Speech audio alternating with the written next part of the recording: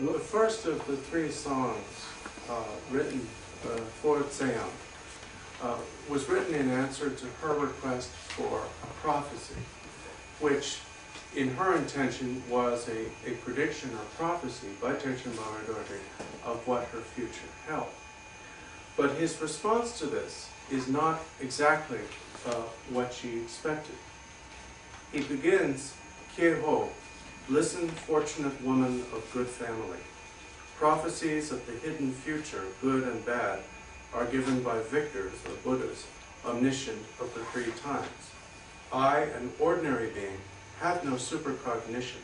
I dare not say anything at all. He begins by with a disclaimer, saying that as he lacks the wisdom of Buddhas, he is unfit to make prophecy. Why does he begin this way? In part as an expression of modesty, and also because he wishes to divert her concern from a concern for what might seem to be fated to a concern for the results of her actions. So basically, in answer to her request for prophecy, he writes her a teaching about karma.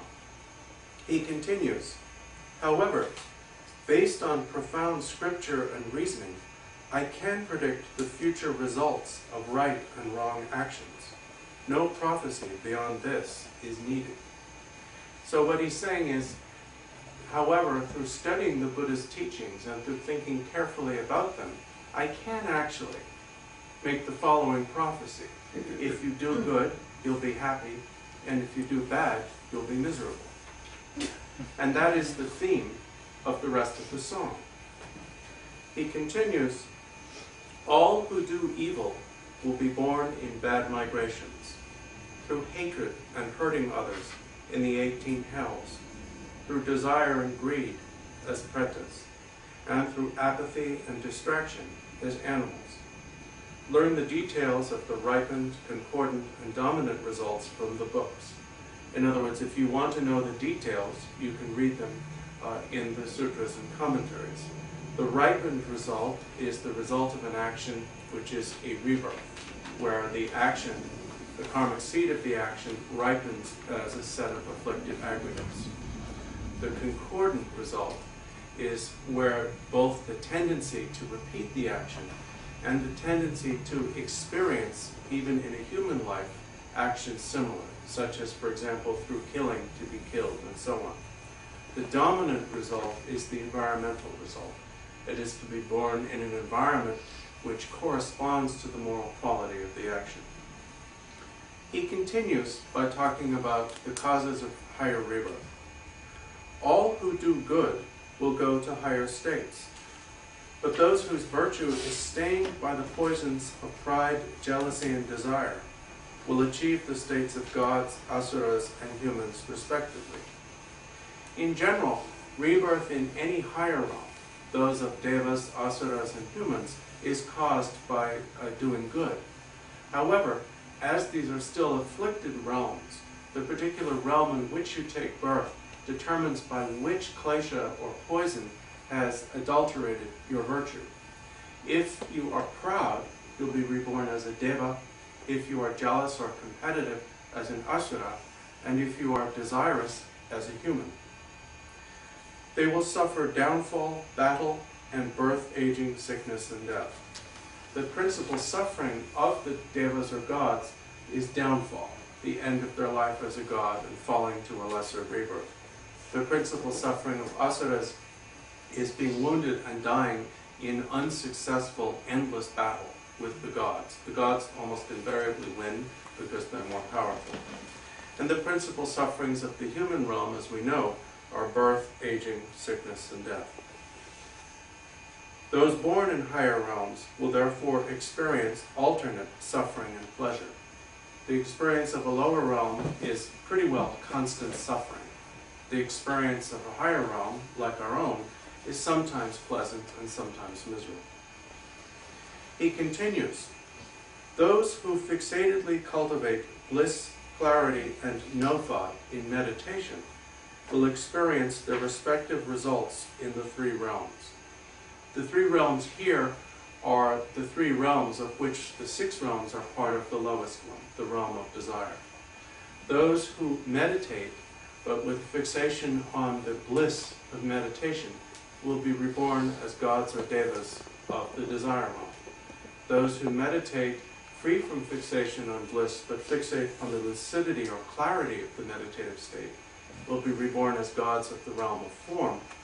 And those who meditate free from fixation on either bliss or lucidity, but fixate on the mere absence of thought or conceptual activity, will be reborn as gods of the formless realm. Those whose minds are stuck on any of the four experiences of emptiness will be reborn in one of the four formless absorptions. There are four ways you can be stuck on non-conceptuality, which are called the four absorptions. The idea of endless space, the idea of mind pervading endless space, the idea of experiencing nothing at all, or the idea of transcending either the presence or absence of cognitive experience. Any of these are deviations from the path and lead to rebirth as a god of the formless realm. And now he continues with the karmic results of practicing the various Buddhist vehicles. First, he turns to what we conventionally call the Hinayana, which is divided into the Shravakayana, the vehicle of the listeners, and the Prajika Buddhayana.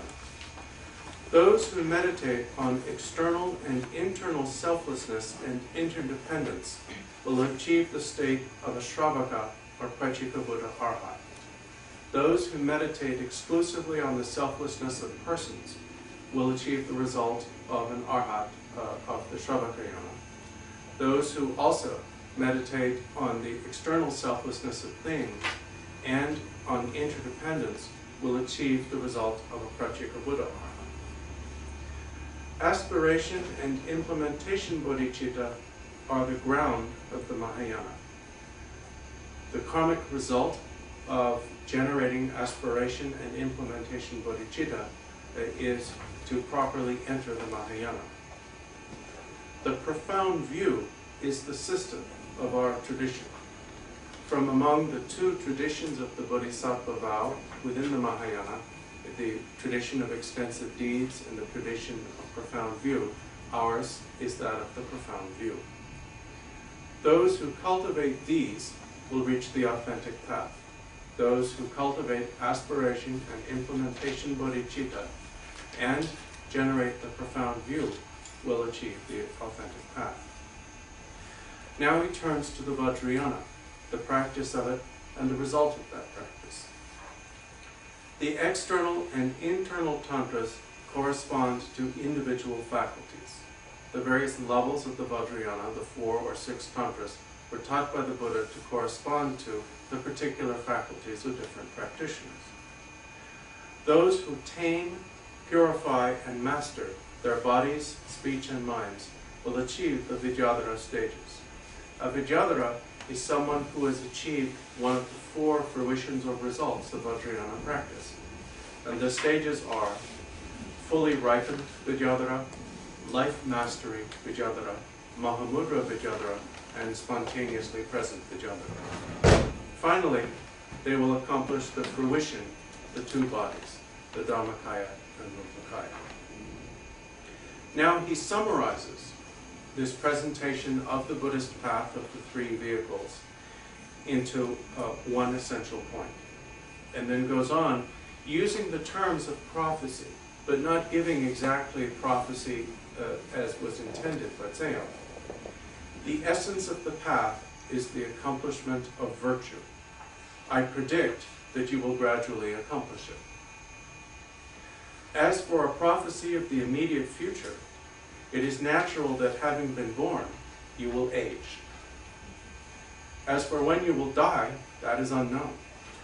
I prophesy that the bardo, or interval, will appear to you as it does to all. So he says, as for what's going to happen to you in this life, well, you're going to get old. And you're going to die sometime, but who knows when. And when you die, you're going to enter the bardo. That's my prediction. If you act dharmically, you will profit now and later. If you act virtuously, you will be happy now and in future lives. If you misbehave, you'll lose now and later. The reason why he uses the term profit and loss are conventionally when people want a mundane prophecy, they want to know about business and stuff like that. But here he's turning it into a spiritual thing. In your family home, an enemy, hatred, awaits.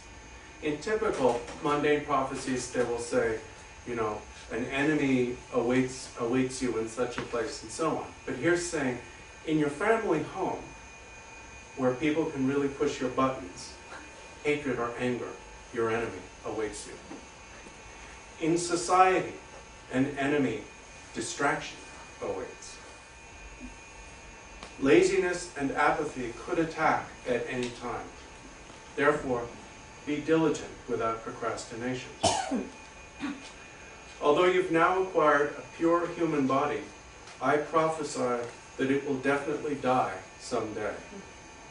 It is certain that friends cannot protect us in the next life. It is definite that enemies cannot cast us into bad migrations. Believe that the three jewels are infallible. Ensure that you will encounter your guru in your next life. And then he concludes the song saying, this aimlessly wandering beggar has no time to write long, detailed instructions, and rolling all points into one is more useful anyway. This song was written spontaneously as it occurred to me in repayment for kindness and kind assistance of body and speech. This is a prophecy of holy liberation, of utter virtue in the end. And then he concludes, the woman Tseyang asked me for a prophecy of her future. In response, I, the wanderer Lama Yeshe Gyamtso, wrote this in a moment of virtue.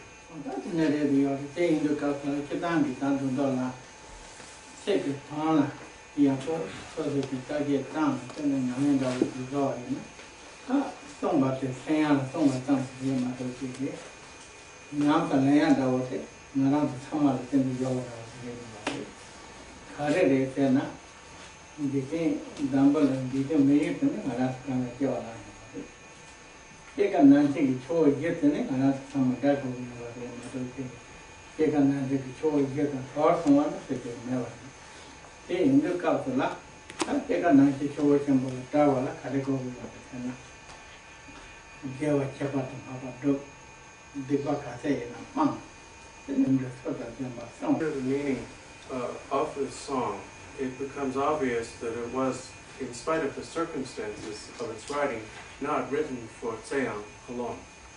Because the song contains instructions that we can all practice. We are all in the same situation as Tseyang. We've all been born in this world, and we are all subject to the four rivers of suffering: birth, aging, sickness, and death. We face the same issue. How can we cross these four rivers? Well, the song explains how to. By practicing excellent and abundant virtue, by abandoning wrongdoing as much as possible, and by practicing one of the many vehicles of spirituality.